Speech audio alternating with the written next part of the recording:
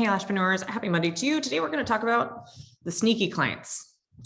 I've seen this kind of come up in our group, our Facebook community for the Lashpreneur Society a couple of times where people are like, gosh, this client, she just keeps booking the wrong appointment, or she's trying to book a cheaper appointment when really she should be booking a full set, or just all of these kind of nuances that happen with online booking specifically, but really when clients or when business owners think that clients are trying to get away with cheaper services or undercut the policies that the business owner has in place for very specific reasons. So let's dive into that, because there's really a lot more power and control and process involved in that than the emotions might have you believe. So what usually ends up happening is some sort of event happens. A client, we'll just use the example of a client booking a fill when it's been 6 weeks since their last appointment, so it should definitely be a full set, right? And so what often happens is that the lash artist or the service provider sees that and they go, ugh, that Becky, she keeps doing that, right? Like she keeps trying to like weasel her way in or get a fill when it really should be a full set. And I know I've talked to her about this before, right? And we get all this meaning on it. And we get all of this assumptions about what the client's intention was. And we make it mean something that maybe it shouldn't mean. I don't know, like she's trying to do it intentionally, or she's cheap, or I don't know, the 1,000 other definitions, right? You probably all have some version of an experience of that, a client booking for a incorrect service. So what do we do about that? Do we tear her apart? Do we shame her? Do we just suck it up and just let her have that service and not address it because we're afraid of confrontation? No, I don't think that's the way to do it. I tend to choose to come from a place of, you know what, the client, I'm not on her mind 24/7. In fact, she may not even be aware of my policies if I haven't communicated them. She may not have known when to come in. She just knows like, it's been a while since I've had my appointment and they're looking a little sparse. I should go book. And yeah, she may be choosing the cheaper appointment, because why would anybody choose to pay more for what they don't know what they should be booking? So I'm going to err on the side of client confusion and a lack of client education first. That's going to be my default of, oh, she booked it by mistake. She must not have known what she actually should have booked. So with that in mind, it already changes my emotional state and looking at the result that I'm getting, which is a client booking an incorrect appointment. So instead of making this elaborate shame on you or sucking it up and just giving the appointment that she booked, I'm actually going to reach out to the client, probably through text or email or whatever, and just say, hey, I noticed that you booked X appointment and it's been whatever, 6 weeks since your last appointment. So you're actually due for a full set. So I'm going to go ahead and cancel your current appointment and reschedule it for, or rebook it for a full set.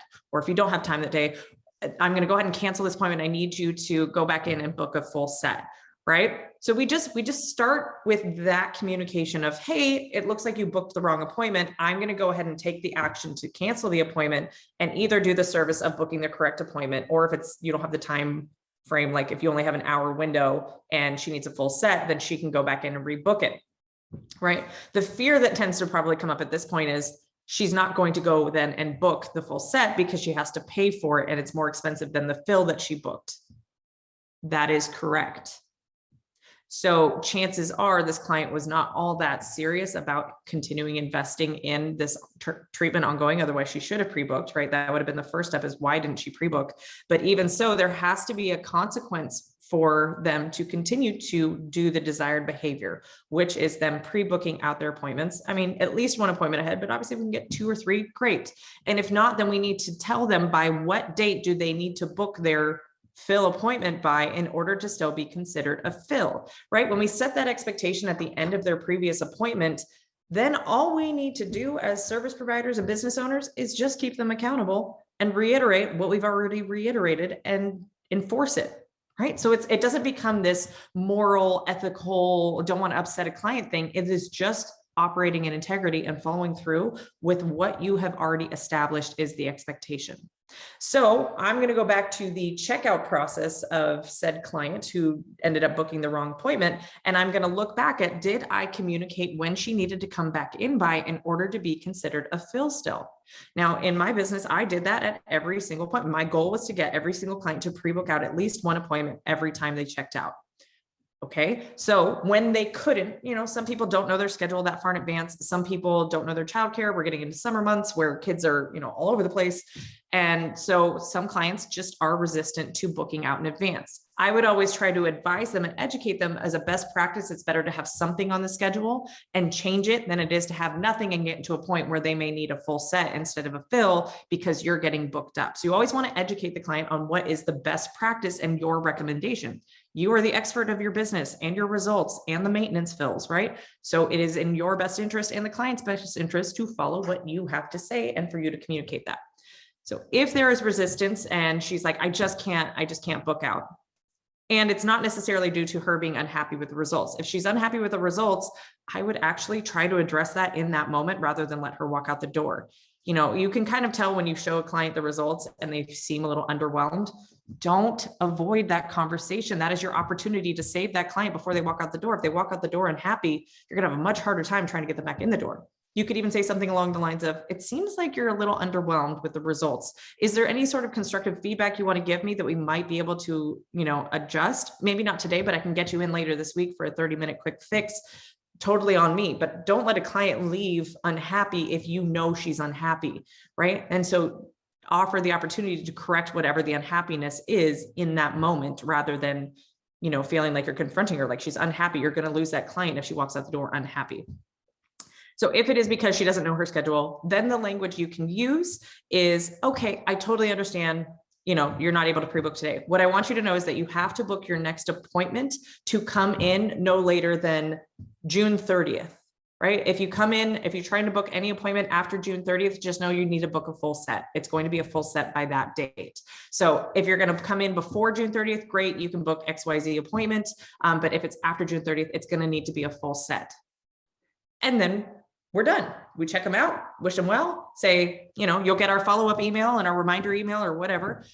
If you want to go one step further and you have the ability to do this, you can follow up in maybe a week and say, hey, I noticed you haven't booked your next appointment. Just remember, this is just a friendly reminder that you need to book your next fill by June 30th. I'm running out of appointment slots. So I want to just give you a quick heads up to go ahead and book that now. Here's the link to go book. That might be an option as well. Again, but grown adults are grown adults. You have to keep them accountable for the decisions they make. And if she chooses not to pre-book and she chooses not to book out in advance, that's not up to you to make up for, right? Just because she couldn't get her ish together to be able to book an appointment on your schedule in advance when you educated her properly on it, and now it's a full set.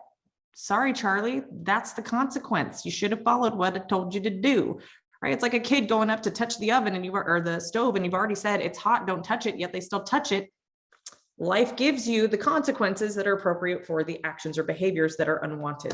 So your role is then to reiterate, this is why I recommended that you book in advance. So nope, this is going to be a full set. Yep, that's unfortunately, because you didn't book in advance, that you now don't have enough extensions remaining to be considered a fill. We're going to need to do the full set.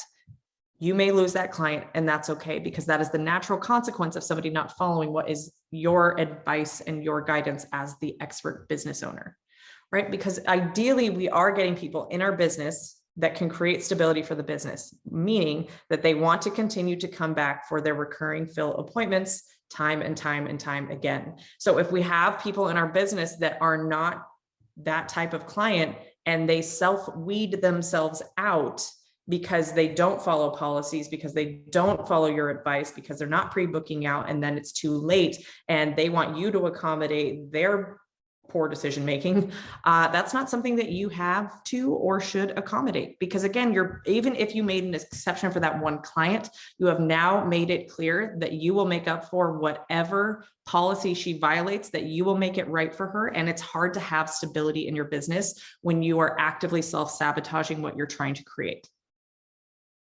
So we can take the meaning of a client's lack of booking or booking the wrong appointment, and we can put ourselves back into an empowered state instead of a victim state, and look at what actions did we take along the way during their checkout or client education or aftercare or whatever, to make sure that we've communicated what the expectation is, that they come in by XYZ date, and we're clear about what that exact date is.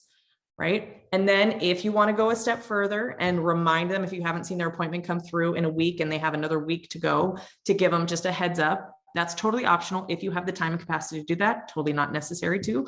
And then enforce the policy if they don't follow through and follow up by them, because they're a grown adult.